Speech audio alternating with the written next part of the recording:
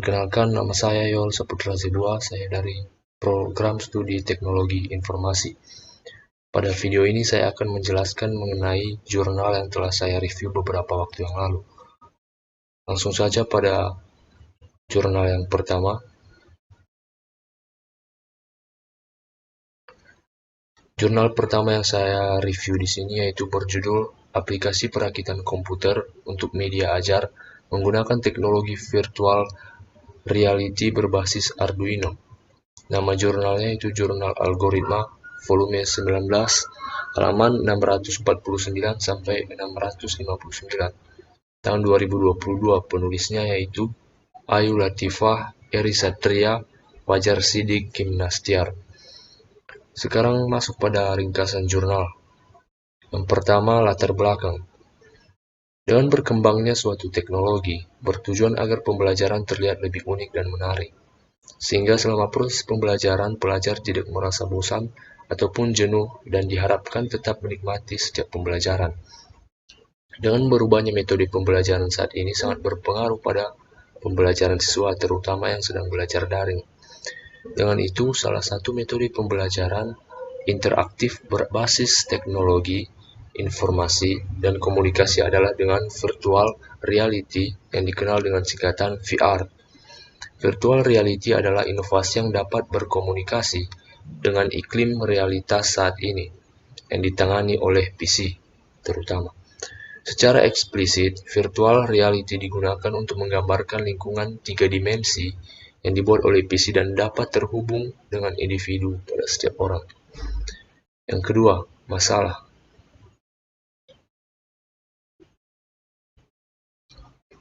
Identifikasi masalahnya di sini yaitu permasalahan yang muncul adalah menurunnya pemahaman siswa dalam pembelajaran daring. Dengan berubahnya metode belajar saat ini berpengaruh pada pembelajaran siswa. Karena jika tidak ada teknologi yang digunakan dalam pembelajaran, maka situasi dalam kelas akan terasa monoton dan tidak ada daya tarik bagi siswa. Yang ketiga, tujuan. Tujuan dari penelitian tersebut yaitu membangun pembelajaran edukasi berbasis virtual reality untuk mendukung pembelajaran perakitan komputer di sekolah kejuruan terutama, dan juga untuk menambah semangat belajar para pelajar di masa daring. Sekarang masuk pada metode penelitian yang digunakan. Metode penelitian yang digunakan pada jurnalnya yaitu Multimedia Development Life Cycle atau MDCL, yang di dalam terdapat 6 tahap, diantaranya konsep, desain, material, collecting, assembly, testing, dan distribution. 5. Hasil dan pembahasan. Sekarang kita masuk pada hasil penelitian pada jurnal tersebut. Penelitian dimulai dengan tahap konsep. Konsep ini yaitu peneliti melakukan studi literatur di beberapa rujukan jurnal sebelumnya yang membahas mengenai edukasi hardware komputer berbasis teknologi virtual reality. Terdapat 2 perangkat yang digunakan untuk merancang aplikasi media pembelajaran, yaitu perangkat keras dan perangkat lunak. Perangkat keras dengan sistem operasi Windows 10 Pro 64-bit dengan prosesor AMD Ryzen 5 2400G, 3,6 GHz, dan memori atau RAM-nya yaitu sebesar 8 GB.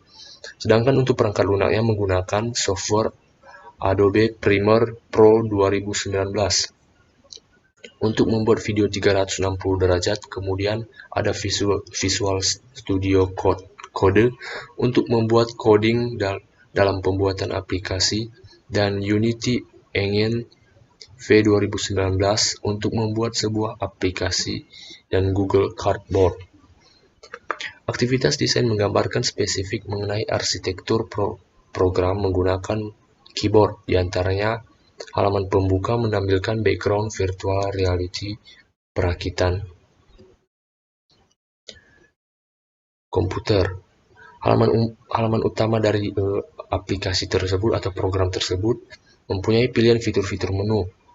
Halaman menu VR, halaman menu pengenalan komputer yang menampilkan tombol masing-masing hardware. Terdapat menu pilihan diantaranya RAM, power supply, prosesor, dan hard disk. Selanjutnya, Terdapat juga halaman kategori VR RAM yang menampilkan gambaran video 360 derajat cara pemasangan RAM ke motherboard. Kemudian juga ada halaman kategori VR, hard disk drive, dan SSD. Ada juga halaman kategori VR power supply, halaman kategori VR prosesor, dan halaman penjelasan RAM. Di sana juga ada halaman penjelasan hard disk drive, halaman penjelas power supply, dan halaman penjelas VR prosesor. Jadi pada aplikasi tersebut terdapat atau program tersebut terdapat halaman-halaman yang dapat menjelaskan cara-cara perakitan komputer secara 360 derajat. Artinya dapat dirasakan seakan-akan nyata. Struktur navigation memuat rancangan alur dari setiap aktivitas, mulai dari membuka aplikasi, loading screen, serta halaman menu. Kemudian pada tahap material collecting mengumpulkan bahan, berupa data video 3 dimensi, data gambar, dan data audio. Selanjutnya pada tahap assembly, yaitu tahap pembuatan pada semua material atau implementasi perancangan pada tahap sebelumnya. Yang terakhir pada tahap testing menggunakan black box untuk memastikan aplikasi ini sesuai dengan yang diharapkan.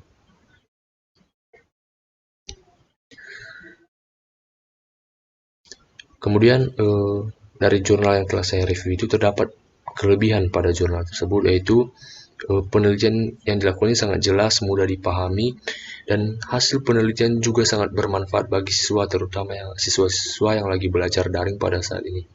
Aplikasi tersebut juga dapat dijalankan pada perangkat berbasis Arduino Android sehingga dapat mudah diakses oleh banyak orang. Di samping itu juga kekurangan dalam penelitian pada jurnal menurut saya yaitu kurangnya langkah-langkah dan fitur dalam perakitan komputer, sehingga perakitan komputer pada aplikasi virtual tersebut masih belum spesifik atau belum teliti dalam pembuatannya, belum lengkap istilahnya. Kemudian simpulan dan saran, pada penelitian pada jurnal menghasilkan sebuah aplikasi virtual reality yang memungkinkan kita untuk merakit komputer secara tidak langsung, namun terlihat nyata. Aplikasi ini sangat bermanfaat kepada para pelajar yang sedang belajar daring ataupun orang lain karena aplikasi ini dapat diakses dengan mudah melalui Android masing-masing.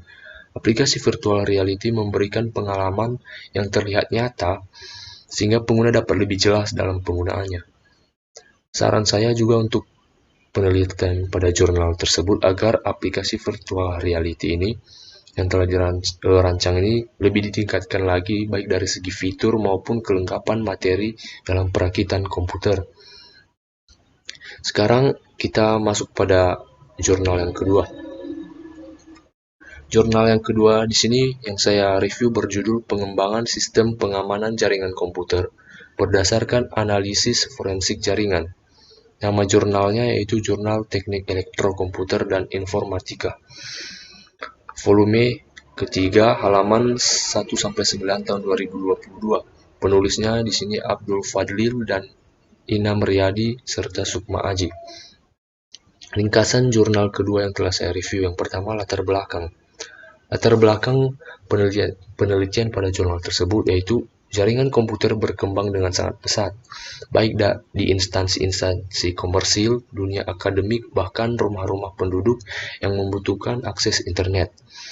Internet diakses oleh banyak orang, tanpa terkecuali hacker dan cracker juga. Dengan alasan tertentu, mereka melakukan penyusupan yang dapat merugikan para pemilik server dan jaringan komputer. Mereka menggunakan berbagai macam serangan jaringan komputer dengan tools yang dibuat secara mandiri ataupun yang telah ada di pasar. Kecanggihan serangan dan tools pada jaringan komputer berbanding terbalik dengan pengetahuan tentang penyusupan pada jaringan komputer. Hal ini dikarenakan serangan terjadi menjadi lebih otomatis dan menyebabkan jumlah yang. Sekarang kita masuk pada identifikasi masalah.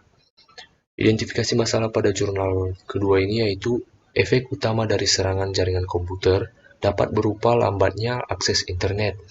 Selain itu, jenis serangan jaringan juga sangat berbahaya yang dapat merusak data pada server.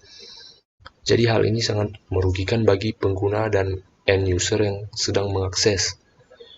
Kegiatan merusak, mengganggu, atau mencuri data dan segala hal yang merugikan pemilik server pada jaringan komputer adalah suatu tindakan yang ilegal dan dapat dijatuhkan sanksi secara hukum dan pengadilan. Kemudian, tujuan dilakukannya penelitian pada jurnal kedua ini yaitu untuk mencegah dan memberantas upaya-upaya penyerangan terhadap jaringan komputer, memerangi kejahatan internet yang telah menjadi porsi utama bagi agen-agen penegak hukum dan intelijen maupun kita juga sebagai pengguna internet. Metode penelitian yang digunakan yaitu model proses forensik atau model forensik ini terdiri dari yang pertama itu deteksi. Pada tahap ini dilakukan adalah mendeteksi dan mencari bukti-bukti, pengenalan terhadap bukti-bukti penyusupan, dan pengumpulan bukti. Winbox Router OS digunakan untuk mendeteksi serangan ini. Kemudian yang kedua itu pemeriksaan atau examination. Pada tahap ini pencarian informasi yang tersembunyi dan mengungkapkan dokumentasi yang relevan. Pemeriksaan menggunakan software Winbox Router OS, semisal memeriksa urutan paket, jumlah paket data, dan lain-lain, sehingga dapat diketahui jumlah user yang masuk pada jaringan internet tersebut. Yang ketiga itu analisis, yaitu tahap yang akan menjawab pertanyaan forensik, yaitu apa yang terjadi, IP address siapa yang melakukan serangan, kapan serangan tersebut terjadi, dan di mana serangan tersebut sering terjadi. Sekarang masuk pada metode yang keempat, yaitu laporan, yaitu menulis laporan mengenai proses pemeriksaan dan data yang diperoleh dari semua penyelidikan di awal tadi. Kemudian masuk pada tindakan atau execution, yaitu hasil forensik jaringan yang sudah didapat kemudian menjadi rujukan untuk membuat sistem pengaman jaringan komputer menggunakan mikrotik. Kemudian masuk pada hasil dan pembahasan. Bagian dari forensik digital, di mana bukti ditangkap dari jaringan dan diinterpretasikan berdasarkan pengetahuan dari serangan jaringan. Hal ini bertujuan untuk menemukan penyerang dan merekonstruksi tindakan serangan melalui analisis bukti penyusupan. Deteksi serangan di DOS dalam hal ini menggunakan software bernama Windows Router OS yang menunjukkan identitas dari penyerang atau orang yang berusaha ingin menyusupi suatu jaringan. Tulisan berwarna hijau pada software tersebut menunjukkan akses legal atau yang resmi atau pengguna resmi, sedangkan warna merah menunjukkan akses ilegal. Dalam jaringan komputer laboratorium riset MTA UAD atau UAD. Pada pendeteksian yang dilakukan forensik, jaringan software Windows Router OS mendeteksi adanya akses ilegal, kemudian memberikan informasi yang lebih detail dalam menu torch, yaitu menunjukkan adanya serangan di DOS. IP address yang melakukan serangan pada pengujian tersebut yaitu IP-nya yaitu 192.168.10.9. Kemudian 192.168.10.7 dan yang ketiga itu 192.168.10.6. Kapan serangan tersebut terjadi? Yaitu pada tanggal 13 Desember 2016 pukul 11.32. Sedangkan di mana serangan tersebut terjadi yaitu pada port 80. Dan mengapa serangan tersebut terjadi? Yaitu karena port 80 itu terbuka. Jadi software ini dapat mengetahui IP mana yang masuk pada jaringan tersebut, kapan dia masuk, kapan dia menyusup, dan apa penyebab dia dapat bisa masuk ke jaringan tersebut. Pada tahap eksekusi, dibuat sistem antisipasi yaitu dengan memblokir IP address dari penyerang supaya tidak terjadi lagi serangan yang sama di kemudian waktu. IP address 192.168.10.9 ini diblokir supaya di lain waktu tidak dapat melakukan serangan lagi. Proses terhentinya request serangan telah diblokir dan paket data yang dikirim oleh penyerang akan terhenti juga. Berdasarkan hasil pengujian dan analisis sistem pengaman jaringan komputer, dapat dirancang menggunakan bukti forensik jaringan komputer. Dan setelah dibuat sistem pengaman jaringan komputer, penyerang tidak akan mampu lagi untuk melakukan serangan pada waktu yang akan datang menggunakan metode yang sama. Kemudian kelebihan dari penelitian pada jurnal ini yang saya rangkum di sini yaitu penelitian ini juga sangat bermanfaat bagi kita pengguna jaringan dalam mengatasi segala bentuk penyusupan terhadap jaringan internet.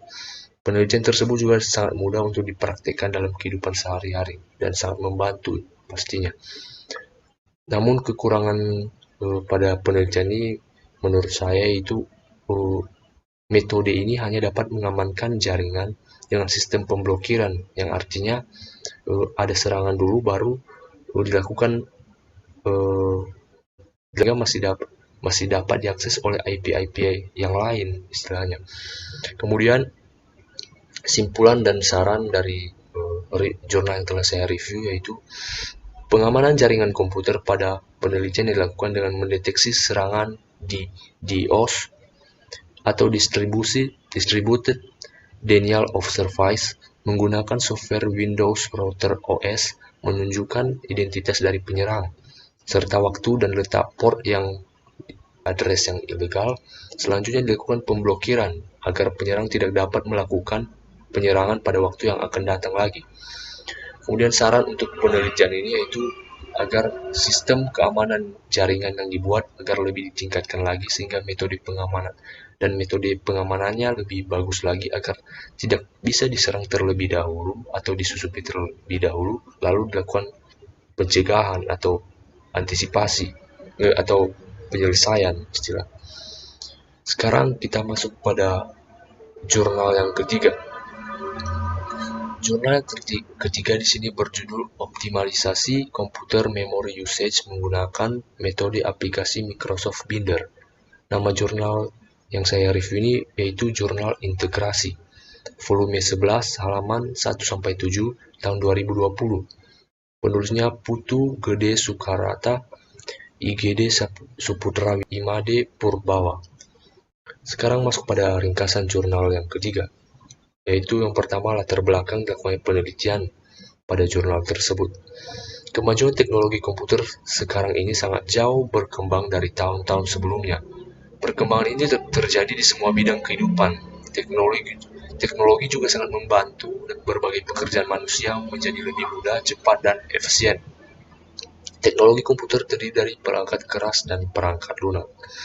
Perangkat lunak yang digunakan yaitu berupa sistem dan aplikasi, sedangkan untuk menjalankan sistem dan aplikasi tersebut diperlukan perangkat keras berupa ruang-ruang sebagai tempat penyimpanan yang disebut dengan memori.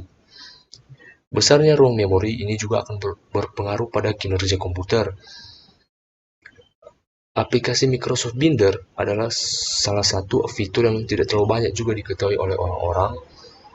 Namun, Microsoft Binder ini memungkinkan kita menggabungkan berbagai file menjadi satu untuk memudahkan pengolahan dan juga meminimalisir penyimpanan yang digunakan. Yang sekarang masuk pada identifikasi masalah. Identifikasi masalah pada jurnal tersebut yaitu kinerja sebuah komputer dipengaruhi oleh sistem penyimpanan komputer itu sendiri. Oleh karena itu, pengelolaan sistem penyimpanan dan pengolahan sistem penyimpanan dapat membuat user lebih nyaman dan efektif dalam menggunakan komputernya. Sekarang kita masuk pada metode penelitian. Metode penelitian yang dilakukan adalah rancangan penelitian. Di antaranya menyiapkan berkas-berkas yang berkaitan menggunakan Microsoft Binder untuk membuat file-file binding untuk mengikat file yang telah disiapkan tadi. Misalnya kita menyiapkan ada file Microsoft Word, Microsoft Excel, kemudian digabungkan dalam aplikasi program Microsoft Binder ini, dibuat lagi sebuah file binding untuk mengikat file-file tersebut. Kemudian membuka file binding yang sudah berisi berkas yang telah disiapkan tadi, kemudian mengolah berkas yang sudah dibinding tanpa harus membuka aplikasi yang berkaitan dengan berkas. Misalnya kita tadi sudah mengumpulkan file-file Word, Excel, namun setelah dibuat file binding atau diolah dengan Microsoft Binder, jika kita membuka file itu, kita tidak perlu membuka Microsoft Word lagi atau tidak perlu membuka akses lagi, tapi langsung saja menggunakan yang terbuka itu hanya program Microsoft Binder-nya saja, sehingga penyimpanan juga lebih ringan lah. Serta yang terakhir, metode penelitiannya itu melakukan pengukuran terhadap ruang memori yang terpakai. Sekarang masuk pada hasil penelitiannya dan pembahasannya. Microsoft Binder adalah sebuah utilitas yang memungkinkan kita mengikat dokumen Word, lembar kerja Excel, file Microsoft, project, dan PowerPoint bersama dalam satu file tanpa harus membuat program terpisah setiap bagian dari file pengikat. Penelitian dimulai dengan membuat file binding untuk mengikat berkas-berkas yang telah disiapkan tadi.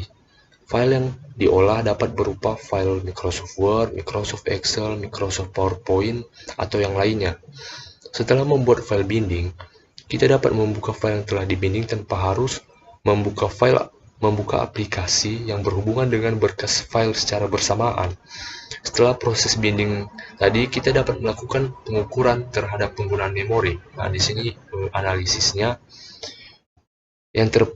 kita setelah melakukan proses binding tadi, kita melakukan pengukuran terhadap penggunaan memori yang terpakai dengan menggunakan alat ukur memori meter, yaitu misalnya di sini Task Manager, Process Explorer, dan System Explorer. Dari hasil pengukuran yang dilakukan, ditemukan file yang telah dibinding menggunakan Microsoft Binder memiliki ukuran lebih kecil. Misalnya di sini ada file dari aplikasi Microsoft Word. Jika berdiri sendiri memiliki ukuran 24.004 KB, namun setelah dibinding ukurannya tinggal 20.996 KB. Jadi di situ lumayan besar pengurangannya. Dan dari hasil pengujian juga ditemukan di situ aplikasi standar diukur dengan Task Manager tersisa 4.692 KB. Yang kedua, aplikasi grafis diukur dengan Task Manager tersisa 19.112 KB. Dan yang ketiga, aplikasi standar diukur dengan Process Explorer tersisa 5.816 kilobyte. Dan yang keempat, aplikasi grafis diukur dengan Process Explorer tersisa 57.944 kilobyte, dan seterusnya. Itu maksudnya ukuran memori yang tersisa setelah dilakukan file pembindingan pada Microsoft Binder. Jadi menghasilkan sisa memori sebesar ukuran tadi yang seperti yang telah saya bacakan di atas tadi. Serta jendela-jendela yang ada pada desktop komputer dapat diminimalis. Begitu pula keterkaitan satu berkas dengan berkas yang lain mudah dilacak. Microsoft Binder yang digunakan dalam penelitian ini kompatibel dengan sistem Windows model 32 bit. Sehingga dapat disimpulkan bahwa dengan cara mengikat berkas-berkas menjadi satu binding, maka penggunaan ruang memori semakin diminimalisir. Sehingga kita dalam menggunakan komputer kita juga semakin efektif dan semakin nyaman. Kelebihan jurnal ketiga yang saya reviewnya yaitu penelitian dilakukan mudah untuk dimengerti dan dipraktekkan dan dalam penggunaan penyimpanan memori komputer sehari-hari. Kekurangan jurnal ketiga yang saya review di sini yaitu penelitian pada jurnal tidak menjelaskan apakah ada efek samping dari penggunaan Microsoft Binder ini, atau efek samping ataupun kekurangan dari Microsoft Binder ini, serta apakah Microsoft Binder ini kompatibel dengan sistem operasi yang lain. Kesimpulan dan saran dari jurnal ketiga yang saya review ini yaitu Microsoft Binder adalah sebuah utilitas yang memungkinkan kita mengikat dokumen Word, lembar kerja Excel, file Microsoft Project, dan PowerPoint ataupun yang sebagainya secara bersamaan dalam satu file tanpa harus memuat program terpisah setiap bagian dari file pengikat. Penggunaan Microsoft Binder dapat mengurangi penggunaan memori penyimpanan komputer dan membuat kinerja komputer juga lebih optimal dalam penggunaannya. Saran saya untuk penelitian pada jurnal ketiga ini yaitu agar penelitian ini lebih jelas dalam penggunaannya, yang artinya Microsoft Binder ini biar lebih jelas kekurangan-kekurangan ataupun dampak dari penggunaannya Microsoft Binder ini. Jadi sekian dari jurnal yang telah saya review. Semoga bermanfaat. Terima kasih.